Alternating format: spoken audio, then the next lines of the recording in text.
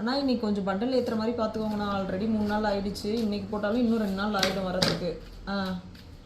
Parcel போட்டு விட்டு சொல்லுங்கள். சரி, ஓகேண்ணா.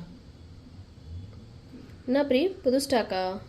ஆமாம்ப்பா, இருக்கிறதுலே வந்து ரொம்ப ஒரு சந்தோஷமானது என்னென்னா, புது ஸ்டாக் போடும்போது தான் பயங்கர ஹாப்பியாக இருக்கும். ஏன்னா பார்சல் என்ன பார்சல் வருதுன்னு நாங்களும் பார்க்க போகிறதில்ல.